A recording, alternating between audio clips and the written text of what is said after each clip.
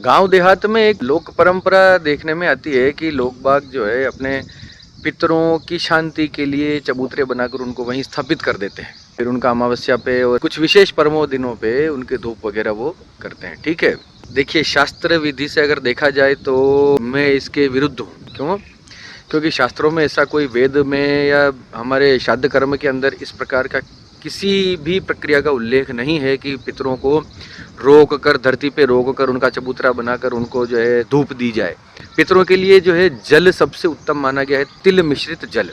और हम काम करते हैं, हम ये चाहते हैं कि पितृदोष कब लगता है? जब हमारे पितर यहीं भटक रहे हो, उनको अपनी उत्तम लोक की प्राप्ति नहीं हुई हो तो पितृदोष होता है, ऐसा सब मानते हैं। ठीक है, हमारा धर्म पितरों के लिए ये बनता है कि हम उनके प्रति सारे शास्त्र विहित कर्म करके उनको इस लोक से मुक्त कराएं, उनकी मुक्ति हो जाए और वो उत्तम गति को प्राप्त हो, उत्तम योनि को प्राप्त हो, उत्तम अपने पितृ योनि को प्राप्त हो या उससे ऊपर कहीं उनकी सदगति हो। ठीक है, चबूतरे बनाकर हम क्या कर रहे हैं कि उनको यहीं धरती पर रोक रखा है, इससे वे ज्यादा पीड़ा में आ रहे हैं। आप किसी भी ऐसा व्यक्ति का उदाहरण मुझे दे दीजिए जिसने चबूतरे बना बनाकर पितरों को रोक रखा है और धूप दे रहे हो और शास्त्र विहित कर्म न करते हुए, लोकाचार की पद्धतियों को पालन करते हुए उनको धरती पर ही रोककर कोई खुश हो, ऐसा एक व्यक्ति मुझे आप बताओ।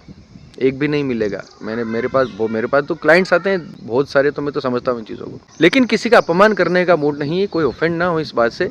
मैं केवल शास्त्र की बात कर रहा हूँ, जो हमारे श्राद्ध कर्म के अंदर जो दिया गया है मैं वही बात कर रहा हूँ। पितर आपसे ये चाहते हैं कि तुम हमारी मुक्ति करो और हमें यहाँ से जाने दो, और आप चाहते हैं कि उन्हें वहीं रोककर चबूतरे बनाकर उनकी पूजा की जाए। तो आपका धर्म एज अ पुत्र ये बनता है कि अपने पितरों को, अपने फोर फादर्स को उत्तम गति की प्राप्ति के लिए आप शास्त्र विहित कर्म करें, तिल मिश्रित जल उनको प्रदान करें। फिर दूसरी आती है धूप देना। धूप का विधान भी कहीं नहीं है, ऐसा पपाले में जो कंडे रखकर उनके ऊपर जो धूप लगाते ना, पितरों को चाहिए जल, आप दे रहे हो उनको अग्नि। हाँ, सारे श्राद्ध कर्म के बाद उनका हवन का विधान है, वो एक ठीक है, लेकिन एक ही दिन। इसी प्रकार से उनको तर्पण के अंदर जल अर्पित किया जाता है, श्राद्ध के अंदर उनका लास्ट में हवन होता है। वो भी अगर आप ना करो तो उसके भी कुछ गलियां निकलती हैं, वो हो जाता है।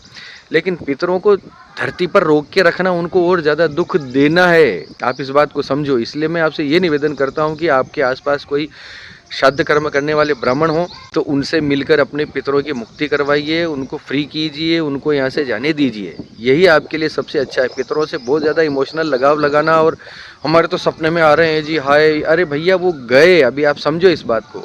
उनको अपने लोक में जाने दो, इतना रो रो कर, इतना इमोशनल होकर, आंसू पटका कर उनको यहीं मत रोको। फिर वो यहीं छटपटाते हैं, यहीं रुकते हैं, जबकि उनको उधर जाना है।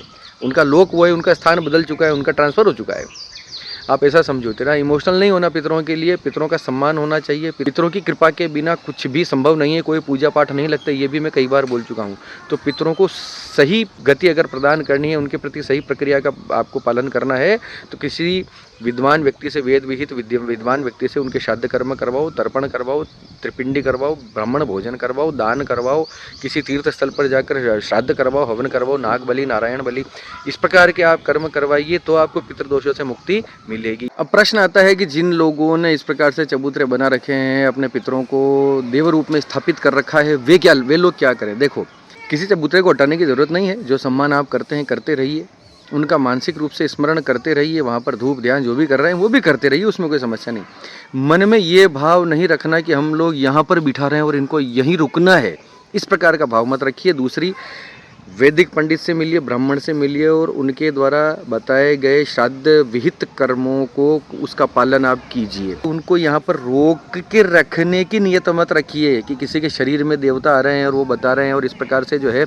मैं ऑफेंड नहीं कर रहा हूँ, मैं अपमान नहीं कर रहा हूँ किसी का। आप जिस मान्यता को मानते रहिए, कोई प्रॉब्लम नहीं है, लेकिन पितरों की शांति के लिए मैं आपको बहुत सही रास्ता बता रहा हूँ। इसी का पालन करेंगे तो आपके पितर प्रसन्न होंगे।